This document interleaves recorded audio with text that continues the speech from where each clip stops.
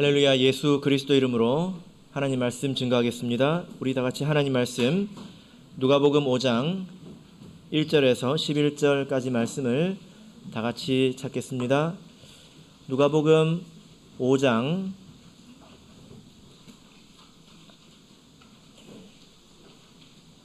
1절에서 11절까지의 말씀을 저와 여러분이 한 절씩 교독하겠습니다. 1절. 무리가 옹이하여 하나님의 말씀을 들을새 예수는 게네사렛 호숫가에 서서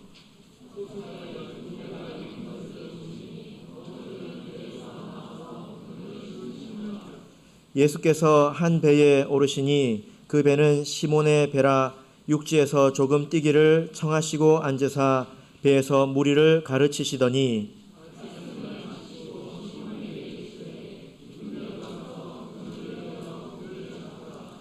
시몬이 대답하여 가로되 선생이여 우리들이 밤이 맞도록 수고를 하였으되 얻은 것이 없지만은 말씀에 의지하여 내가 그물을 내리리이다 하고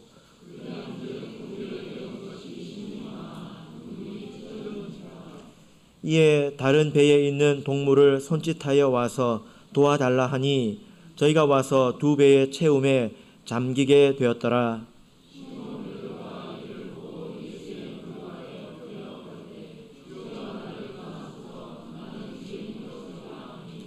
이는 자기와 및 함께 있는 모든 사람이 고기 잡힌 것을 인하여 놀라고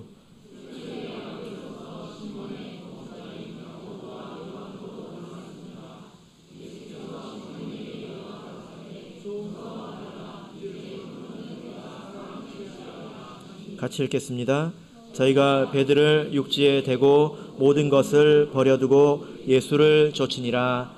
아멘. 네, 오늘 이 시간은 하나님은 이렇게 우리를 부르십니다 라는 제목으로 하나님 말씀을 증거하겠습니다. 저희 그 가족 중에 한 사람이 교회를 다니겠다고 이제 마음을 먹었습니다. 이제 그러고 교회 출석을 했는데 교회 출석을 한 이후에 굉장히 놀랐다고 해요. 왜냐하면 일반적인 사람이 생각할 때 절은 1년에 한 번 가지 않습니까? 교회는 일주일에 한 번 가는 거잖아요. 이것도 이제 사실은 과한 거죠. 그래서 교회 가서 그냥 한두 시간 있다가 오면 되지 않겠나. 예배 드리고 또 헌금도 좀 하고 그러고 오면 되지 않겠나 이렇게 생각을 하고 결심을 했습니다. 그런데 교회 와서 봤더니 그게 아닌 거예요. 안식일 아침부터 저녁까지 집에 가지를 못하게 하더라는 것입니다. 그리고 조금 인내하면서 다녔더니 설거지를 시키더래요. 그것도 한두 명 설거지가 아니라 수십 명분의 설거지를 시키더라는 것입니다. 허리가 빠져서 힘들었대요. 그냥 처음에 생각할 때와 이렇게 교회 실제 다닐 때가 너무 다르더라라는 것입니다. 교회는 세상에 있는 이런저런 모임과 달라야 되겠지요. 그죠? 마땅히 달라야 합니다. 교회가 세상에 있는 여러 단체와 다른 점이 무엇입니까? 동호회 이런 것과 다른 점이 무엇입니까? 세상에 많은 모임이 있지만 교회는 그런 것들과 다릅니다. 예를 들어서 동호회 같은 경우는 이제 자기 만족을 위해서 돈을 내고 자기가 이용하는 거지 않습니까? 사실은 슈퍼마켓과 똑같습니다. 이치가 내가 비용을 지불하고 거기서 내가 원하는 것을 얻는 거죠. 그죠? 교회도 그런 것일까요? 여러분 혹시 교회도 그렇게 생각을 하고 다니시지는 않습니까? 11조는 설교 청취료입니다. 교회 사용료, 밥값, 좀 비싼 밥값이죠. 그리고 그 대가는 마음의 평안을 얻고 그리고 천국행 티켓을 받는 것, 이렇게 내가 지불하고 받는 것, 이렇게 혹시 생각을 하고 계십니까? 사실은 교회는 완전히 반대이죠. 180도 완전히 반대입니다. 내가 교회에 와서 사는 것이 아니라 사실은 교회가 우리를 산 것이죠. 이 말을 이해하시겠습니까? 내가 와서 대가를 지불하고 원하는 것을 얻는 것이 아니라 완전히 반대입니다. 교회가 여러분들을 샀기 때문에 여러분들이 이 자리에 있는 것입니다. 무슨 말일까요? 자, 고린도전서 7장 23절을 보겠습니다. 고린도전서 7장 23절입니다.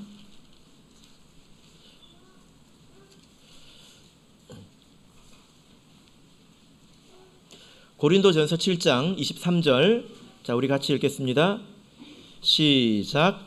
너희는 값으로 사신 것이니 사람들의 종이 되지 말라. 너희들은 누구를 말하죠? 우리 성도들은 값으로 산 것이다. 이렇게 말씀하고 있습니다. 이 말씀에 대해서 이해하고 계십니까? 우리는 본래 죄의 노예였죠. 그죠? 그래서 심판이 작정되어 있었습니다. 그런데 예수님께서 자신의 피로 우리를 사셨지요. 그래서 우리가 하나님의 가족 안으로 편입이 된 것입니다. 그래서 우리가 이 자리에 모여 있는 거죠. 내가 교회 와서 뭘 내고 원하는 것을 얻는 것이 아니라 교회가 예수님의 피로 여러분들을 샀기 때문에 이 안으로 들어온 것입니다. 그래서 우리가 서로를 형제, 자매라고 부르지 않습니까? 그리고 우리가 한 가족이기 때문에 가족의 규칙을 지키고 서로 사랑하고 서로 섬기고 또 아버지 되신 하나님께서 맡기신 일에 우리가 최선을 다하는 것입니다. 이것이 마땅하지요. 저도 집에서 아이들에게 이런저런 일을 시킵니다. 떼서 이제 맡기는데 재윤이가 화장실 청소 담당입니다. 화장실이 크다고 가끔 이야기를 하더라고요. 가족을 위해서 이렇게 서로 봉사하는 것이 마땅하지 않습니까? 아무리 그래봐야 부모가 하는 일에 비하면 눈꼽만큼도 안 되죠. 그죠? 한 가정을 이끌고 운영하기 위해서 화장실 청소하는 일은 기특하지만 눈꼽만큼밖에 안 돼요. 해보세요, 나중에. 그래서 중요한 게 뭔지 아십니까? 눈꼽만큼밖에 안 되기 때문에 태도가 중요한 거예요. 무슨 말인지 이해되십니까? 큰 일이 아니기 때문에 어떤 자세로 어떤 마음으로 하는지가 중요하게 되는 것입니다. 우리 신앙도 마찬가지인데 하나님은 우리 하나님의 자녀들이 서로 섬기어서 성장하기를 원하십니다. 서로가 서로를 세워주기를 원하십니다. 그래서 각자 사람들에게 일도 주시고 그 일을 할 수 있는 여러 가지 은사도 주시고 서로를 섬기게 하셨단 말이에요. 그래서 어떤 사람은 비교적 많이 하는 것처럼 보이고 어떤 사람은 조금 하는 것처럼 보이지만 그래봐야 하나님이 하시는 일에 비하면 눈꼽만큼밖에 안 됩니다. 예수님이 피를 흘리셨으니까 모든 의미가 있는 거지 않습니까? 그죠? 그래서 중요한 게 뭐죠? 우리가 하나님 안에서 교회 안에서 해봐야 하나님이 하시는 일에 비하면 뭐에 불과하다고요? 눈곱 다 떼고 오셨습니까? 여기서 눈곱을 붙이려고 하시는 분들이 계신 것 같은데 눈곱만큼밖에 안 된다고요. 그래서 뭐가 중요하죠? 태도가 중요합니다. 어떤 자세로 하는가. 때로는 아이들이 수저 놓는 거 가지고도 투덜댑니다. 그게 뭐라고? 수저 놓는 거 가지고도 투덜대고 니밀락 내밀락 하면 사실 부모가 할 수 있지요. 그러나 기쁘지 않습니다. 우리가 하나님께서 이런 일을 이렇게 우리에게 다 각자 맡기셨는데 우리가 어떤 태도를 가지고 그 일을 해야 될지에 대해서 우리가 항상 말씀을 많이 듣잖아요. 오늘 이 말씀 가운데도 그런 모본이 있습니다. 자, 11절을 보겠습니다. 누가복음 5장 11절. 자, 우리 같이 읽겠습니다. 시작. 저희가 배들을 육지에 대고 모든 것을 버려두고 예수를 좇으니라. 자, 이 제자들의 그 모범적인 모습이 나옵니다. 모든 것을 버리고 예수님을 따랐다. 이렇게 말씀을 하고 있습니다. 우리가 이런 말씀을 이렇게 대할 때 좋은 마음으로 대해야 합니다. 삐딱하게 대하면 그러면 직장도 버리라고 이렇게 생각할 수 있는데 그 말씀은 아니죠. 이 말씀은 우리가 집도 팔고 차도 팔고 다 교회 갖다 바쳐라, 직장도 그만두고 교회 와서 살아라, 그런 이야기가 아닙니다. 그러면 우리 교회는 시간이 지나면 망하게 되겠죠. 돈 버는 사람이 없으니까. 이 말씀은 우리 삶의 중심에 섬김이 있어야 된다, 그런 뜻입니다. 세상에서 내가 하는 일보다도 하나님께서 나에게 맡기신 일을 가장 무겁게, 가장 우선적으로 생각을 해야 된다, 그런 말씀입니다. 그래서 필요하다면 이것을 버릴 줄도 알아야 된다라는 거죠. 그죠? 우리가 이런 말씀을 이렇게 대할 때 여러분 어떤 기분이 드십니까? 모든 것을 버리고 이런 말씀을 들을 때 삶의 중심에 내가 섬김이 있어야 된다. 하나님께서 맡기신 일이 있어야 된다. 그리고 하나님께서 나에게 맡기신 일을 가장 무겁게, 가장 최우선적으로 생각해야 된다. 이런 말씀을 들으면 우리 마음이 기뻐야 합니다. 마땅히 그래야지. 그리고 그 말씀을 들을 때 거리낌이 없어야 합니다. 그런데 항상 그런 건 아니죠. 찜찜하기도 하고 뭔가 죄를 지은 것 같기도 하고 그러기도 합니다. 왜냐하면 그것은 제가 하는 게 아니라 여러분들의 양심이 하는 거예요. 제가 찜찜하게 만드는 것이 아니라, 죄책감을 들도록 만드는 것이 아니라 여러분 속에 있는 양심이 나를 고발하는 거라고요. 내가 하나님의 일을 최우선적으로 여기지 않고 하나님께서 나를 예수님의 피로 사셨는데 그것을 가장 중요하게 여기지 않는다면 양심이 나 자신을 고발한단 말이에요. 그러니까 마음이 불편하죠. 괴로운 것입니다. 그래서 이제 흉내를 내는 것으로 시작을 하는데요. 하나님을 섬길 때 정말 이렇게 온전하게 진심으로 섬기는 것이 아니라 얼만큼 섬기냐면 양심의 괴로움을 면할 만큼 딱 섬깁니다. 이제 양심이 조금 덜 괴롭혀요. 그리고 다른 사람들에게 손가락질 받지 않을 정도만 합니다. 이것도 시간이 지나면 부끄럽죠. 그죠? 우리가 사실 이런 모습일 수도 있어요. 그런데 괜찮습니다, 여러분. 왜냐하면 우리들의 믿음은 성장할 것이기 때문에 괜찮습니다. 저희 집 애들 이야기였습니다. 숟가락 놓는 걸로 투덜대는 애들이 저희 집 애들입니다. 근데 뭐 계속 그러겠습니까? 시간 지나면 나아지겠죠? 네. 오늘 본문을 보면 베드로가 모든 것을 버리고 예수님을 쫓았다 하고 있는데 사실 이 일은 베드로가 스스로 한 일이 아니에요. 이 말씀을 잘 읽어보시면 예수님께서 그들이 정말 미련 없이 배와 모든 것을 버려주고 주님을 따를 수 있도록 예수님께서 사실 모든 것을 다 하셨습니다. 베드로는 조금 했습니다. 예수님께서 그렇게 인도해 주셨죠. 그래서 오늘 우리도 예수님께서 이렇게 인도해 주시리라고 저는 믿습니다. 그래서 오늘 예수님께서, 하나님께서 우리를 이렇게 온전한 섬김 안으로 어떻게 우리를 부르시고 또 인도해 주시는지 우리 말씀을 통해서 같이 한번 생각해 보도록 하겠습니다. 자, 본문으로 돌아가서 누가복음 5장 1절부터 5절까지를 다시 한번 보겠습니다. 누가복음 5장 1절에서 5절까지 우리 같이 읽도록 하겠습니다. 1절 시작. 무리가 옹이하여 하나님의 말씀을 들을새 예수는 게네사렛 호숫가에 서서 호숫가에 두 배가 있는 것을 보시니 어부들은 배에서 나와서 그물을 씻는지라. 예수께서 한 배에 오르시니 그 배는 시몬의 배라. 육지에서 조금 뛰기를 청하시고 앉으사 배에서 무리를 가르치시더니 말씀을 마치시고 시몬에게 이르시되 깊은 데로 가서 그물을 내려 고기를 잡으라. 시몬이 대답하여 가로되 선생이여 우리들이 밤이 맞도록 수고를 하였으되 얻은 것이 없지만은 말씀에 의지하여 내가 그물을 내리리다 하고. 예수님께서 이 게네사렛 호숫가라고 하고 있는데 갈릴리 바다를 말합니다. 여기서 설교를 하셨습니다. 왜 여기서 설교를 하셨냐면 거기가 비교적 완만해가지고 사람들이 많이 모일 수 있고 그리고 이렇게 비스듬하게 돼가지고 사람들이 예수님을 다 이렇게 볼 수가 있었습니다. 이렇게 돼 있으면 이렇게 사람들이 이렇게 서 있으면 다 내려볼 수 있잖아요.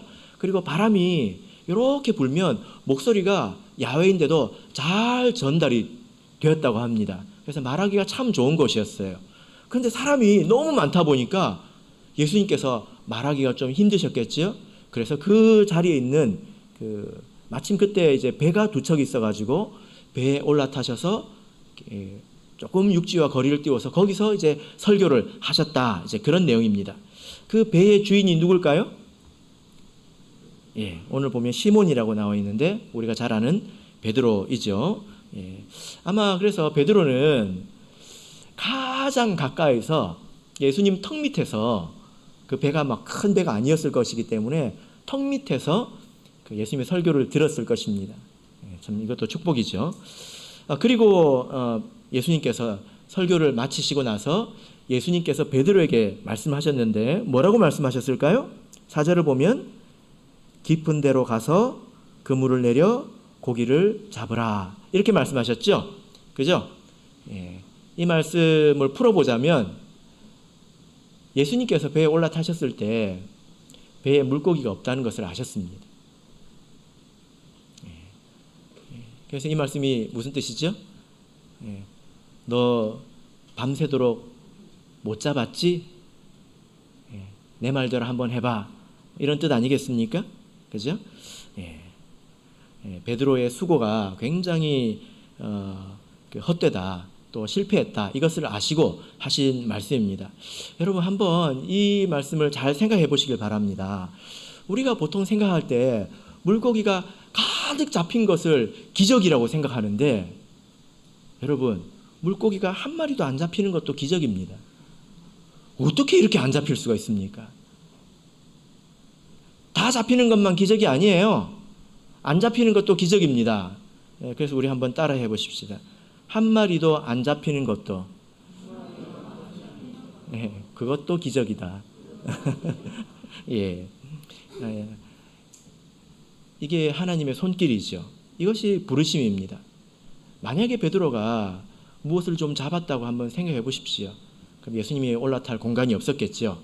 그죠? 우리가 인생을 이렇게 살아가면서 하나님의 부르심을 들을 줄 알아야 되는데 어떻게 안 돼도 이렇게 안 되나? 어떻게 안 돼도 이렇게 안 되나? 어려워도 어떻게 이렇게 어려운가? 이런 일이 있을 때 우리가 하나님을 생각해야 합니다. 그죠? 그런 순간에도 우리가 하나님을 생각하지 못한다면 말씀을 잘 안 들은 것 아닐까 싶어요. 실패도 기적입니다. 성공도 기적이지만 실패도 기적이라는 거예요. 그래서 우리가 인생의 실패를 경험해서 코가 깨졌을 때, 또 스스로 무기력하다는 것을 경험했을 때, 그래서 하염없이 낙심했을 때, 참 이상하다. 어떻게 안 돼도 이렇게 안 될 수 있나? 어떻게 꼬여도 이렇게 꼬일 수 있나? 라는 생각이 들 때, 우리가 하나님께 귀를 기울여야 합니다. 그 삶이 우리에게 어울리지 않기 때문에 하나님께서 그렇게 하신 것일 수 있습니다. 만약에 우리가 돈도 잘 벌고 자식들도 다 잘 자라고 뭐 건강하고 근심거리가 없으면 사람은 잘 귀를 기울이지 않습니다. 듣는 것 같아도 잘 안 듣습니다. 그러나 도리어 이 쓰라린 실패를 통해서 하나님께 마음을 열고 하나님께 배우고 이런 이야기들이 얼마나 많습니까? 제가 이제 다른 교회 영은회를 가서 이제 부산교회는 아니고요. 다른 교회 영은회 가가지고 어떤 한 아이를 봤는데 딱 봤는데 문제가 있더라고요. 그리고 제가 그 아이가 누군지 몰랐습니다. 근데 시간이 지나서 설교를 하면서 저 사람이 이 아이의 엄마구나 이걸 알았습니다. 어떻게 알았을까요? 저를 한번 봤다가 그 아이를 한번 봤다가 저를 한번 봤다가 그 아이를 한번 봤다가 그러는 거예요. 이렇게 왔다가 이렇게 왔다가 이렇게 왔다가. 그래서 저 아이의 엄마구나. 근데 그 표정을 볼 때요, 참 제가 마음이 아프더라고요. 그래서 나중에 제가 예배를 마치고 목자님께 물었습니다. 어떤 애입니까? 물어봤더니 그 분이 엄마가 맞더라고요. 그리고 뭐라고 말씀하시냐면 그분이 이 학교에서 교육 방면을 전공을 했대요. 교육 쪽을. 그래서 자기는 정말 자기 자녀를 잘 키울 줄 알았답니다. 그런데 그렇게 됐어요.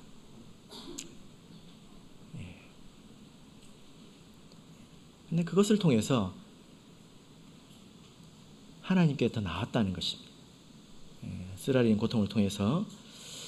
여러분, 우리가 꼭 이런 그 실패나 고통을 겪지 않아도 우리가 말씀을 통해서 믿음을 가지면, 그래서 사람의 한계를 알고 연약하다는 것을 배워서 알면 우리가 온전히 섬길 수 있습니다. 모든 것을 다 경험해야 알 수 있는 것은 아니거든요. 물론 이것이 좀 어렵긴 합니다. 스스로 깨닫기가 참 어렵고 조금만 형통해도 교만하기 쉬운 것이 사람이지 않습니까? 제가 예전에 사춘기에 대해서 공부를 해본 적이 있습니다. 제가 왜 공부를 했을까요? 우리 집에 사춘기가 생겨서 그런 거죠. 그래서 도대체 저 아이들의 뇌는 어떻게 생겼을까? 사춘기의 뇌과학적 특성에 대해서 공부를 해봤습니다. 좀 나름대로 도움이 됐는데요. 그런데 제가 뭐 어떤 것은 그렇구나 받아들일 수 있는데, 진짜 그런가? 내가 확인해봐야 되겠다, 이런 마음이 드는 문제가 하나 있었는데, 그 책에 뭐라고 되어 있었냐면, 사춘기 학생들은 자기가, 남자아이들 특히 2층에서 3층에서 뛰어내려도 안 다친다고 생각한대요. 기억나니? 그래가지고 진짜? 이래가지고 제가 학생부 강의에 들어가서 제가 배운 걸 이야기를 해봤습니다. 제가 하나님 말씀을 가르칠 때는 전혀 공감하지 않던 아이들이 사춘기의 뇌과학적인 특성을 이야기할 때 얼마나 공감을 하는지 맞다는 거예요. 그리고 제가 물어봤습니다. 너희들은 2층에서 뛰어내려도 안 다친다고 생각하냐? 그렇다는 거예요.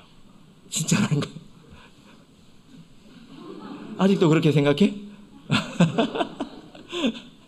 예. 감각이 없는 거죠.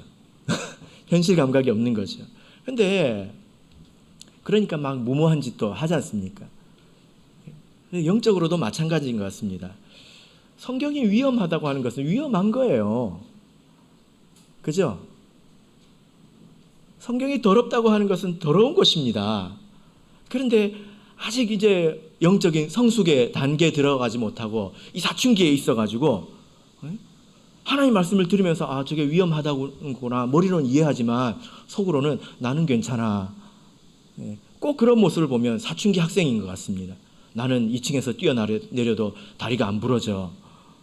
이렇게 생각하는 것처럼 나는 그런 삶을 살아도 나는 크게 위험하지 않아. 나는 다 감당할 수 있어.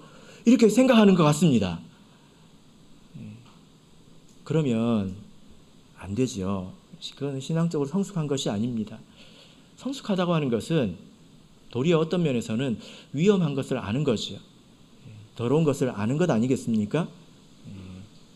나도 실패할 수 있고 나도 위험하다, 이것을 아는 것이 성숙 아니겠습니까? 경험을 통해서 배우지 마시고 말씀을 믿으십시오. 그리고 우리 주변에 그런 이야기들이 사실 많이 있습니다.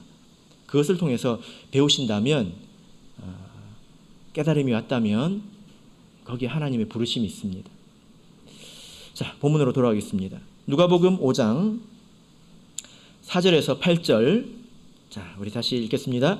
누가복음 5장 4절에서 8절 읽겠습니다. 시작. 말씀을 마치시고 시몬에게 이르시되 깊은 데로 가서 그물을 내려 고기를 잡으라. 시몬이 대답하여 가로되 선생이여, 우리들이 밤이 맞도록 수고를 하였으되 얻은 것이 없지만은 말씀에 의지하여 내가 그물을 내리리다 하고, 그리한즉 고기를 애운 것이 심히 많아 그물이 찢어지는지라. 이에 다른 배에 있는 동물을 손짓하여 와서 도와달라 하니 저희가 와서 두 배의 채움에 잠기게 되었더라. 시몬 베드로가 이를 보고 예수의 무릎 아래 엎드려 가로되 주여, 나를 떠나소서, 나는 죄인이로소이다 하니. 네. 예수님께서 베드로가 이렇게 특별히 실패하였을 때 오셨다. 혹은 오실 때 물고기의 입을 닫으셨다. 이렇게 말을 해도 되겠습니다. 근데 그때 예수님께서 베드로를 일꾼으로 부르시기 위해서 아주 특별한 그런 경험을 주시지 않습니까? 이것은 베드로의 경험과 또 상식, 이것들을 초월하는 것이었습니다. 베드로의 직업이 뭐죠? 어부지 않습니까? 이 물고기를 잡아서 먹고 사는 사람입니다. 여러 번 들으셨겠지만 이 갈릴리 바다는 물고기가 깊은 데서 안 잡힙니다. 얕은 데서만 잡힙니다. 그리고 낮에 안 잡힙니다. 밤에만 잡힙니다. 그래서 베드로가 지금까지 먹고 살았습니다. 혹시 여러분 낚시 좋아하시는 분 계십니까? 낚시. 부산에 사시는데 낚시 좋아하는 분이 이렇게 낚시를 좋아하시는 분들은 알거든요. 이게 물고기를 잡는 게 그런 조건, 환경의 영향을 굉장히 많이 받습니다. 저는 낚시를 이렇게 썩 좋아하지 않아가지고 어쩔 수 없이 낚시를 가게 되면 옆에서 라면을 끓여 먹는 사람이기 때문에 낚시에 대해서 잘 모릅니다. 근데 제가 이런 경험을 한번 해본 적은 있습니다. 다슬기를 잡으러 갔는데요. 청주에 다슬기 잡는 여집사님이 계시거든요. 그때 이렇게 남자 3명하고 그 집사님이 이렇게 갔습니다. 낮에 이 남자 3명이 물살을 가르면서 수경을 끼고 열심히 잡았어요. 어떻게 잡았을까요? 한 마리 한 마리 잡았습니다. 그렇게 2-3시간을 열심히 잡아서 모아니까 이렇게 한 냄비 가까이 되더라고요. 상당히 뿌듯했어요. 근데 나중에 이게 해가 어둑어둑 지니까 그 집사님이 딱 물에 들어가시면서 얘들아 하는 거예요.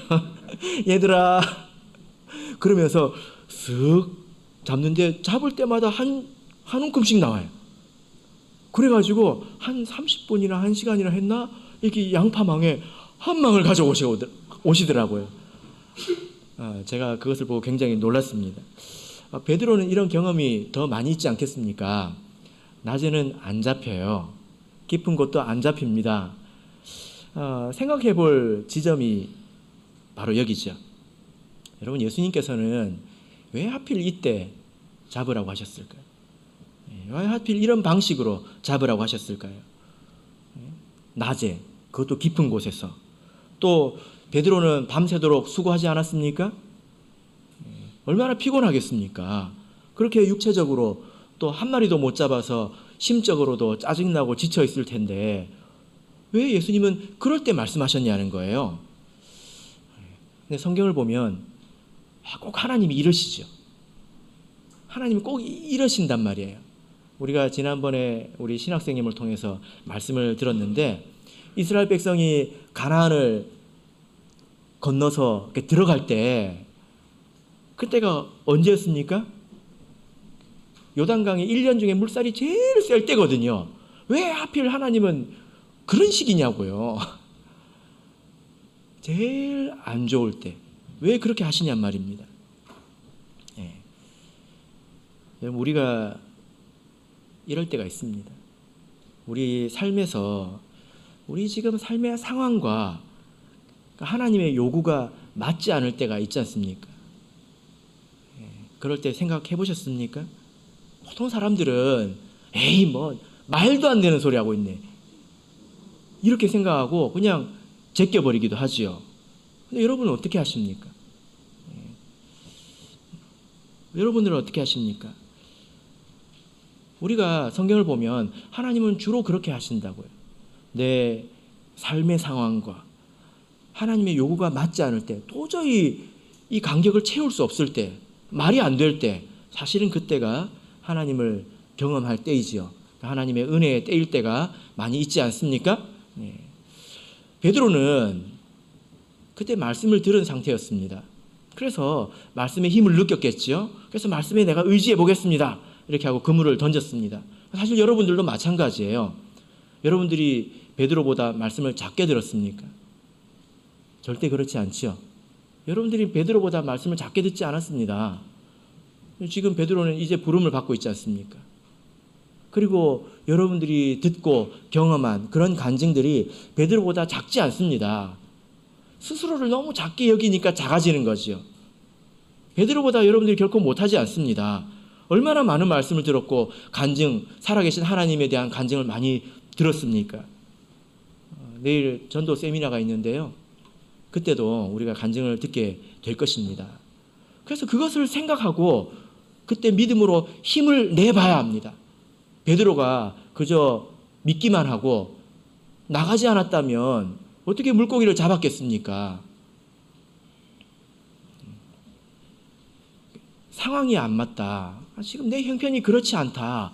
이렇게만 이야기한다면 절대로 그 형편을 빠져나올 수가 없어요. 그죠? 베드로가 이렇게 순종했을 때 그 결과가 무엇입니까? 6절을 보면 고기를 애운 것이 심이 많아 그물이 찢어지는지라 자기 혼자는 감당할 수 없는 그런 양의 물고기를 얻었습니다. 이때 베드로가 좀 의외의 고백을 하죠. 그죠? 자, 8절 보시면 시몬 베드로가 이를 보고 예수의 무릎 아래 엎드려 가로되 주여 나를 떠나소서 나는 죄인이로소이다. 여러분 이 말씀이 좀 의외이지 않습니까? 예. 물고기를 한 마리도 못 잡았는데 예수님의 말씀에 의지해가지고 물고기를 많이 잡았다면 이야 잘됐다 횡재했다 오늘은 삼겹살 먹을 수 있겠네 가족들이랑 외식할 수 있겠네 이렇게 생각을 한 것이 아니라 베드로는 이상한 걸 느꼈단 말이에요. 이상한 것을. 무엇을 느꼈습니까? 초월적인 것을 느꼈습니다. 이것은 이 세상의 일이 아니다. 뭐라고요? 이것은 이 세상의 일이 아니다.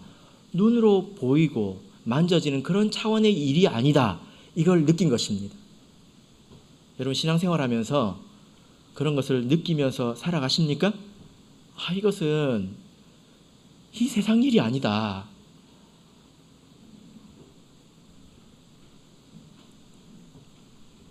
제가 지금도 이 세상 일이 아닌 것을 보고 있습니다. 그래서 베드로가 예수님 앞에 이런 고백을 한 것입니다. 어떤 큰 차이를 느꼈기 때문에 도저히 가까이 할 수 없다는 거예요. 이 느낌을 우리가 어떻게 이해를 하면 좋을까? 어떻게 이해를 하면 좋을까요? 여러분 이렇게 한번 생각해 보십시다. 누가 여러분에게 그 1,000,000원짜리 옷을 줬어요. 입으라고. 입을 수 있겠습니까? 뭐 이 정도야. 이 정도는 입어줘야지. 하고 입을 수 있겠습니까? 그 비싼 옷은 잘 망가지잖아요. 그죠? 1,000,000원 정도로는 여러분들이 감동이 별로 없네요. 뭐 1억 원. 옷이 1억 원짜리예요. 저 같으면 그럴 것 같습니다. 그죠? 뭐 이런 느낌이라고 할까요? 성경을 보면 이렇게 어떤 초월적인 것을 느꼈을 때 엎드리는 사람들이 그런 경우가 나옵니다. 자, 계시록을 보겠습니다. 계시록 1장 17절입니다. 요한계시록 1장 17절입니다.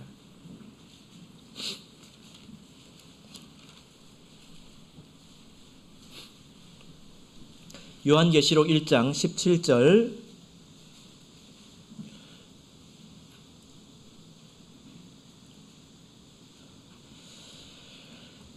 자, 우리 같이 읽겠습니다. 시작. 내가 볼 때에 그 발 앞에 엎드려져 죽은 자 같이 되매 그가 오른손을 내게 얹고 가라사대 두려워 말라 나는 처음이요 나중이니. 요한 사도가 인자와 같은 이의 환상을 보았습니다. 이것은 예수님이거든요. 예수님에 대한 환상을 보았습니다. 근데 그 환상을 볼 때에 너무 큰 차이를 느꼈기 때문에 그 발 앞에 그냥 엎드려졌다 이렇게 말하고 있습니다. 여러분들께서 이것을 이해하게 되기를 바랍니다. 우리 교회 안에 또 우리 삶 속에서 이런 일들이 있습니다. 안 보일 뿐이죠. 예수님이 있지만 이렇게 엎드린 사람도 있고 예수님을 배척한 사람도 있지 않습니까? 이것은 영적인 눈의 문제입니다. 없어서 그런 게 아니에요. 지금도 교회에는 많은 일들이 있습니다. 초월적인 일들이 있습니다. 하나님의 다스림이 있다는 말이에요. 하나님께서 사랑과 공의로 우리를 다스리시고 우리 삶 가운데서 하나님께서 다스리는 그런 일들이 있습니다. 그래서 그런 일들 가운데서 우리가 하나님의 신성을 느낄 때, 교회에 깃든 하나님의 신성을 느낄 때 우리가 비로소 엎드리게 되고 섬기게 됩니다. 교회가 사람들의 모임, 사람들의 공동체, 이걸로만 보이면 그렇게 섬기고 싶지 않습니다. 뭐 좀 그 n분의 1로 해가지고 이 정도는 할 수 있죠. 착한 사람이면, 좀 이기적인 사람이면 n분의 1도 안 하죠. 근데 n분의 1 이상 하는 사람들은 좀 이상한 사람들 아닙니까? 자기 목 이상의 것을 계속 하려고 하는 사람들은 좀 정신이 나간 사람들이지 않습니까? 왜 할까요? 초월적인 것을 느끼기 때문입니다. 여기는 예수님의 사랑이 깃들어 있다.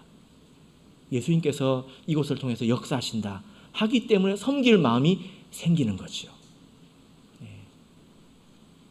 베드로가 그래서 버릴 수가 있었습니다. 예수님이 누군지 알기 때문에 버리죠. 어떻게 한 사람을 이라고 생각하고 버리겠습니까? 그래서 중요한 것은 내가 눈을 뜨는 게 중요한 것입니다. 눈을 뜨는 게 중요합니다. 없어서 안 보이는 것이 아니라 눈을 감고 있기 때문에 안 보이는 거죠. 본문으로 돌아가겠습니다. 10절에서 11절, 누가복음 5장 10절에서 11절을 보겠습니다. 누가복음 5장 10절에서 11절. 자, 우리 같이 읽겠습니다. 시작. 세베대의 아들로서 시몬의 동업자인 야고보와 요한도 놀랐음이라. 예수께서 시몬에게 일러 가라사대 무서워 말라. 이제 후로는 내가 사람을 취하리라 하시니 저희가 배들을 육지에 대고 모든 것을 버려두고 예수를 쫓으니라. 예수님께서 마지막으로 베드로에게 하신 말씀은 이제 너는 물고기를 얻는 인생이 아니라 죽어가는 영혼을 구하는 삶을 살아라, 이렇게 말씀하셨을 때 그가 모든 것을 버릴 수가 있었습니다. 영혼이 중요하다는 것을 배우면 배와 그물을 버릴 수 있습니다. 왜 그럴까요? 배와 그물로는 영혼을 못 구하거든요. 그죠? 영혼을 잡는 그물을 가져야 되지 않겠습니까? 물고기가 귀하다고 생각하면, 물고기가 세상에서 제일 귀하다고 생각하면 어떻게 배와 그물을 버리겠습니까? 그걸로 잡는데요. 그죠? 예수님께서는 여기서 무엇이 중요한지를 가르쳐 주신 것입니다. 재물이 중요한 것이 아니라 영혼이 중요하다는 거예요. 재물이 중요한 게 아니라 영혼이 중요하다는 것입니다.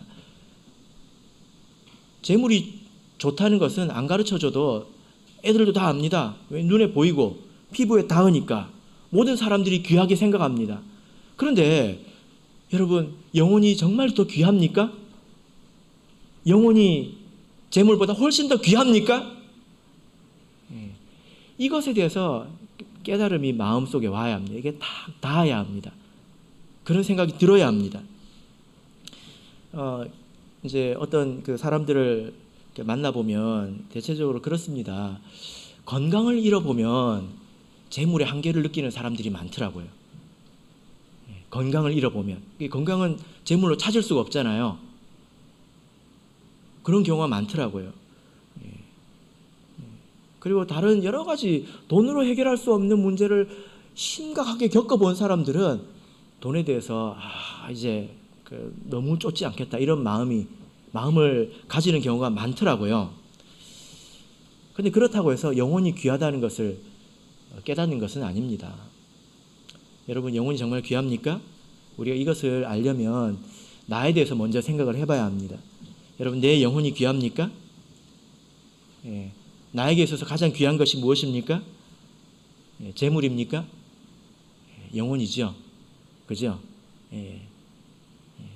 왜냐하면 재물은 내가 죽어서 가져갈 수가 없거든요. 하나도 가져갈 수가 없거든요. 그래서 우리가 성경에서 부자와 나사로의 비유를 듣고 깨닫는 것이 이거지 않습니까? 영혼은 차원이 다른 문제라는 것입니다. 그죠? 그래서 여러분, 부자와 나사로 중에 한 사람 택할 수 있다 그러면 누구를 택하겠습니까? 의 대답이 이렇게 오래 걸려요. 에? 부자와 나사로 중에 누구를 택하겠습니까? 왜? 바로 나와야죠. 뭘 그렇게 오래 생각하십니까? 이것은 생각해 볼 필요가 없어요. 부자가 얼마나 부자냐, 나사로가 얼마나 가난하냐, 아프기는 얼마나 아팠냐 생각해 볼 필요가 없어요. 부자는 잠시지 않습니까? 영생은 영원하잖아요. 생각해 볼 필요가 없다는 것입니다. 그러면 영혼이 참 소중하구나. 그러면 여러분, 내가 사랑하는 사람, 내가 아끼는 사람을 사랑할 때 그 사람이 무엇을 사랑해 줘야 될까요? 그 사람을 어떻게 사랑해 줘야 될까요? 여기 부모님들 잘 들으세요. 자식에게 돈 물려주는 게 사랑이 아닙니다. 그건 육신적인 사랑이지요. 뭘 물려줘야 될까요? 뭘 물려줘야 될까요? 영적인 생명을 물려줘야 합니다. 제가 예전에 처음 발령받은 교회에서 어떤 한 집사님은 자기 딸이 믿음을 떠났기 때문에 매일 교회에 2번 왔습니다. 2번 왔습니다. 매일 2번 와가지고요. 1시간씩 기도했습니다. 버스 타고 30분씩 걸려가지고. 그럼 올 때 2시간. 하루에 몇 시간입니까? 4시간을 걸렸습니다. 근데 그 하나님 앞에 애통하는 마음을, 그런 마음이라도 있어야 되지 않겠습니까? 자녀가 세상에서 잘 먹고 잘 사는 게 다가 아니잖아요. 그의 영혼이 중요하지 않습니까? 그런 마음이 있어야 합니다. 지나간 일은 지나간 일이고요. 지금 현재를 항상 시작이라고 생각해야 되지 않겠습니까? 옛날에는 내가 무지해서, 내가 잘 몰라서 이렇게 했을 수 있고 저렇게 했을 수 있습니다. 중요한 것은 지금입니다. 여러분, 하나님은 내가 내 영혼을 사랑하고 내 자녀의 영혼을 사랑하는 것처럼 하나님 모든 사람의 영혼을 사랑하십니다. 아끼십니다. 제가 신학을 지원할 때 그때 저희 아버지가 갑자기 급성 심근경색으로 쓰러지셨는데 제가 응급실에 3일 동안 머물렀습니다. 응급실에 3일 동안 있으려고 하니까 굉장히 힘들더라고요. 누워있을 데도 없고 사람 죽는 것도 많이 봐야 되고, 대학병원이었거든요. 제가 3일 동안 정말 기도하는 마음으로 그 자리에 있었는데 3일이 지나서 하나님의 은혜로 정말 자다가 일어난 분처럼 눈을 뜨셨습니다. 그리고 나서 제가 하나님께 감사 기도를 드렸는데 하나님께서 그때 제 양심을 통해서 저에게 들려주신 말씀이 뭐냐면, 너는 네 아버지만 불쌍하냐? 나는 다 불쌍한데? 지금 죽어가는 사람들이 얼마나 많습니까? 그 응급실에 수십 명이 누워 있거든요. 그 일을 통해서 하나님께서 이 사람들을 어떻게 바라보시는지 그 마음을 제가 느낄 수가 있었습니다. 하나님은 영혼을 사랑하십니다. 우리가 이렇게 영혼이 중요하다, 이런 바른 가치관, 무엇이 중요한 것인가를 깨달았다면 그것이 하나님의 부르심이죠. 그 일에 힘쓰라는 것입니다. 말씀의 결론 맺겠습니다. 우리가 교회 와서 그냥 양심의 고통을 받지 않도록, 또 다른 사람의 손가락질을 받지 않도록 그저 일을 한다면 신앙생활을 힘들게 하는 것입니다. 그 섬김이 어떻게 기쁜 섬김이 되겠습니까? 그러나 우리는 알잖아요. 배웠지 않습니까? 우리는 연약하다는 것, 실패한다는 것, 우리 이미 배웠지 않습니까?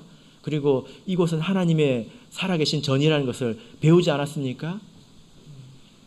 여기서 하는 일이 세상의 그 어떤 일보다 가장 귀한 일입니다. 그 가운데서 사람들의 영혼을 구한다면 천하보다 귀한 영혼을 하나님 앞에 드리는 것입니다. 그것이 가장 귀한 일입니다. 바로키는 이 모든 것을 깊이 깨달으셔서 하나님을 진심으로 섬기는 주의 제자가 되기를 예수 그리스도 이름으로 축복합니다.